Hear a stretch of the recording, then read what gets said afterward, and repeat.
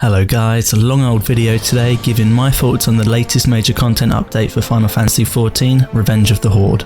I'm going to be breaking down the patch into multiple sections, so if you're only interested in a certain part, I'll whack the timestamps in the description below.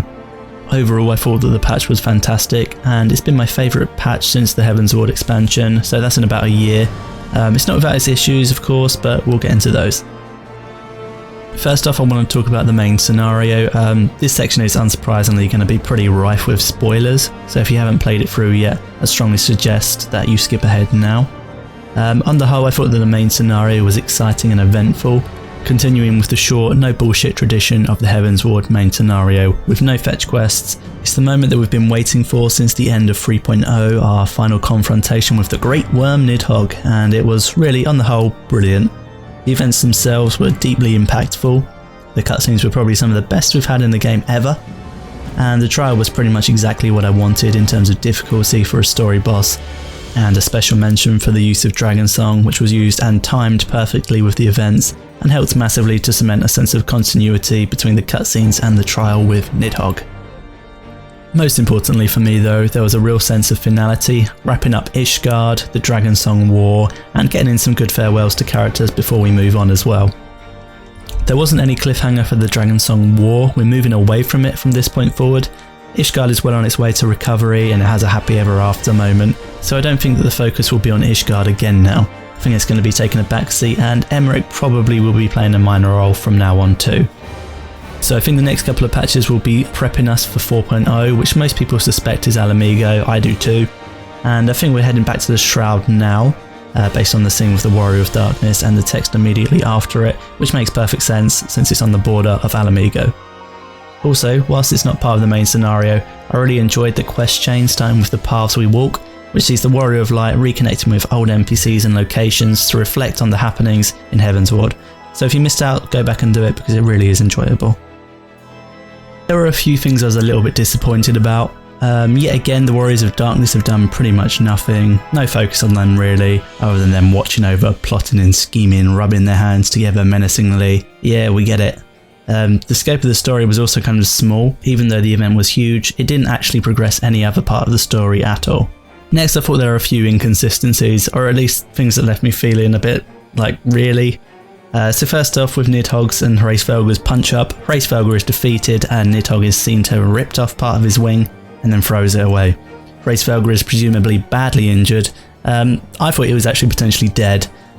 And then after the Warrior of Light defeats Nidhogg, Hraesvelgur gets back up and says, "You're welcome," and just sort of flies off. "Hi, do you want your eye back yet?" Also, when did he even give the Warrior of Light his eye? He had both his eyes intact prior to and during his battle with his brood brother. So he must have plucked it out and thrown it down towards us, which we didn't see happen, and I find it just a bit convenient. Fortunately, Dragon Song kicking in at this point saved the day, and I can overlook it because it was fairly magical.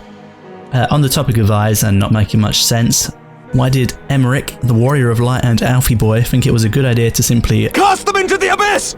I could immediately feel them being used against us again.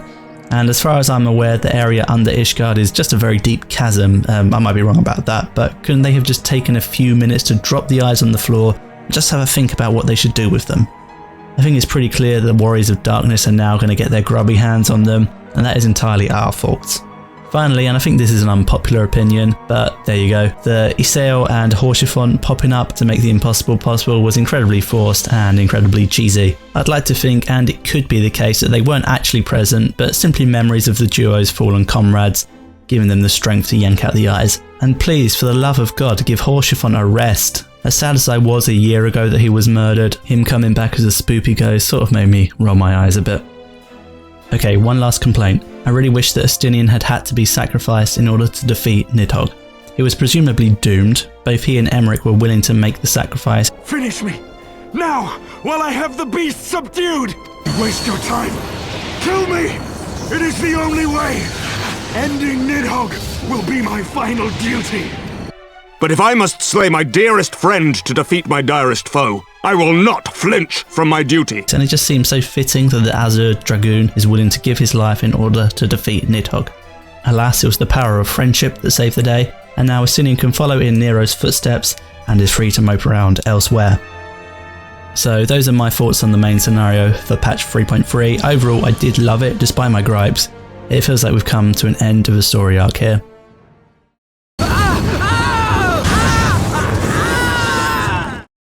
So we've got 2 new trials, the Final Steps of Faith, essentially Nidhogg Hard Mode, and then the Minstrel's Ballad, Nidhogg's Rage, which is Nidhogg Extreme. 2 difficulties of the same fight. I've actually not attempted Extreme Mode yet, so I can't really comment on it, but I've heard it's challenging. The hard mode version for me feels like the difficulty every trial should be at. It's not impossible to do by any stretch of the imagination, but the sheer number of one-hit kills coupled with the DPS check on the second phase, the Akmorns, the big old flames, tons of great stuff, makes it a bit of a struggle in the duty finder when people are new. It may take a few wipes to get the mechanics down, but it's a rewarding kill when you get there, but not impossible or frustrating. Now, moving on to the Weeping City, which in my opinion is the best 24-man raid in the game to date, and I think that this opinion is echoed by quite a lot of people. Compared to the Void Arc, which was relatively dull, the Weeping City has 3 mechanically interesting fights, and then Califisteri, which is fairly meh. The biggest improvement for me was that the fights became way more mechanic heavy for the individual and require each member to be paying attention lest they get one shot. It keeps you concentrating, whereas in Void Arc it often had me just going through the motions. I'm DPSing, but I'm also sleeping. So most of the trash sucks here, we'll grit our teeth through that like normal, it's understandable. The first boss, Arachna Eve, is pretty easy, but mechanically it's pretty interesting as well, and a nice ease into the raid. I really like it when the 24-man split you up, especially when it's not just based on party, but the man you're splitting you see here, that's also present in Cerberus when you enter his belly in the World of Darkness.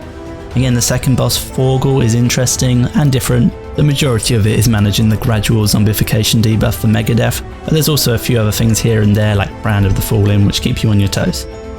The third set of trash with the giant rock face is pretty fun, not massively intensive, but it's the obligatory split the group into 3 and get them to do their own thing or you're all dead type deal. Then we're on to the talk of the town, which is of course Ozma, which retains its superboss status from Final Fantasy IX. Ozma instantly became my favourite boss of all the 24-man raids so far. There are just so many mechanics going on at once that it requires constant, careful play. Whilst nothing is particularly new, I mean, we've seen meteors, we've seen ads, we've seen the Atmos type area, we've seen looking away from stuff and jails that don't do anything or you're dead type things, and we've seen arenas without invisible walls keeping you in.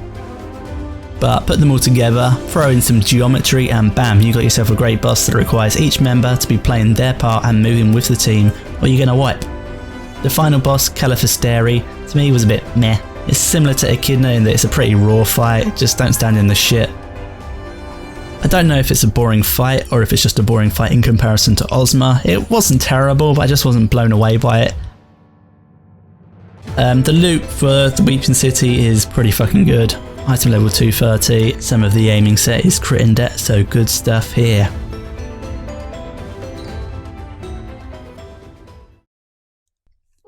Now onto the dungeons, and before I start properly, let's get the moan out of the way.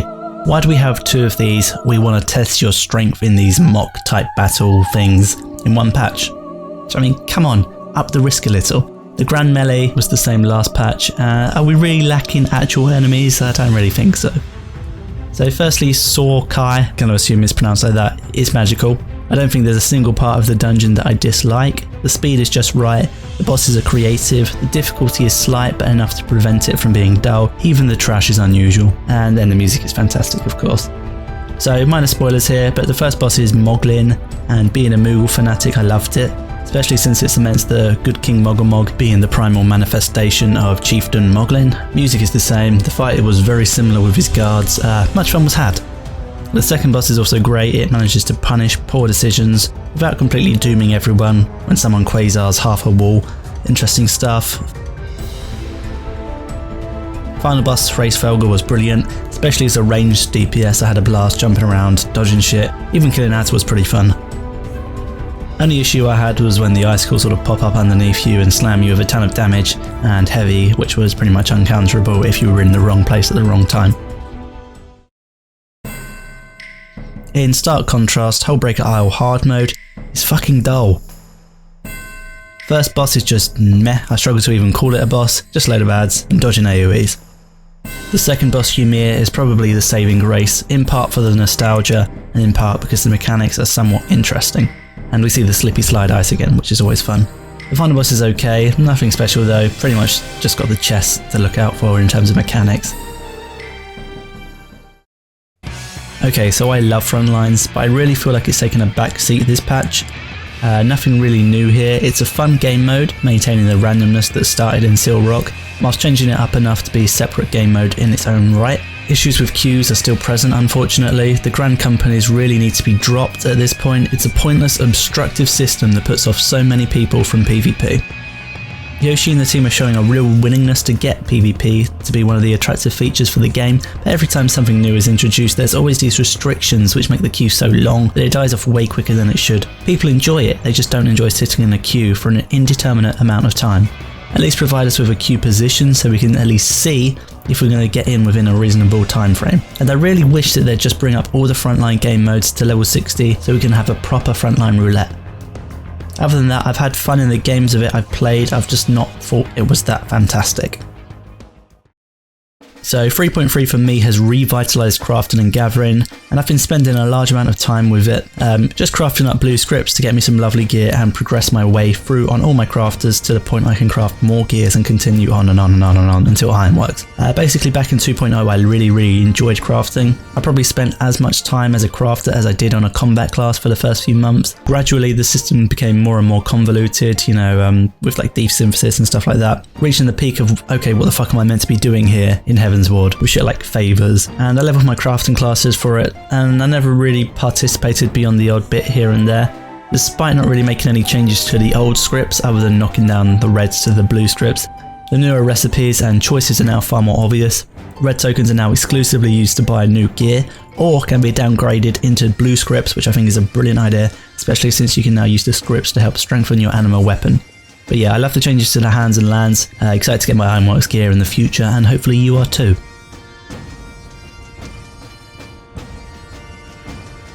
Now on to side quests we go, and we've got a lot of them, so let's begin. Since I just mentioned it, the Anima Weapon questline saw a new step, and it's probably the friendliest, or at least the most enjoyable so far. The step takes your weapon up to item level 240, and finally allows you to choose your secondary stats, so that's some exciting stuff, yes! Whilst it is looking to be a relatively long step, compared to the item level 200 to 210, it's a cakewalk, and an enjoyable one at that. To complete it, you will need a total of 24,000 esoteric tomes.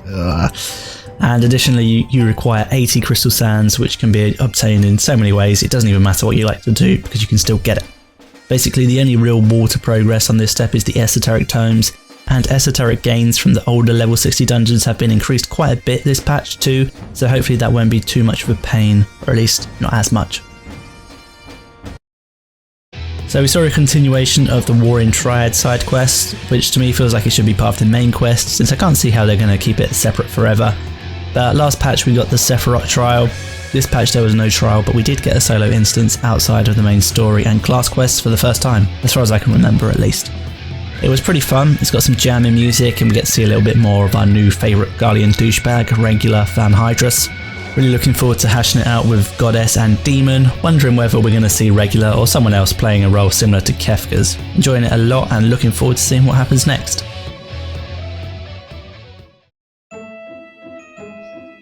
We also saw the next part of the Hildibrand quests, which felt a little bit short again compared to the Realm Reborn ones. There was no trial, but fortunately it was meatier than the previous installment in Heaven's Ward. I'm just going to leave the chuckles for you to experience firsthand, but yeah, it's enjoyable stuff.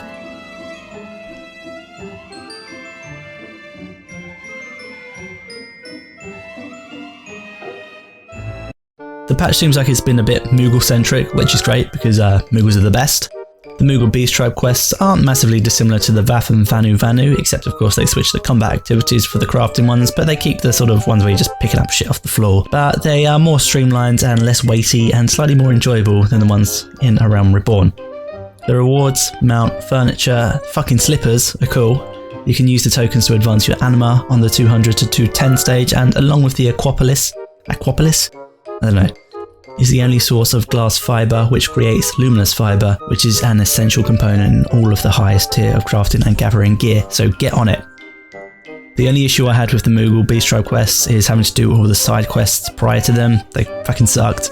I completed a few of them when I was first leveling my warrior, either the day or the day after Heavensward came out. So I was a little bit scattered, I didn't really know where to go or where I was up to on them, but it was just a temporary problem. Go Moogles! And finally we come to the Aquapolis, which is a bonus dungeon that has a chance to be unlocked whenever you complete a dragon skin treasure map. You then have to fight a room full of monsters and you get a chest, and then you have a chance to delve deeper and deeper into the dungeon, gaining progressively better loot. Some of which is incredibly rare and incredibly valuable. I think it's a lot of fun. I've been duoing dragon skin maps for a while now, and those 2 maps a day don't really entertain me for very long or feel that rewarding really. Now there's just an extra chance that you'll get something exciting each time, and it's really just only a bonus compared to what we had before. Overall, brilliant little addition, having a lot of fun with it.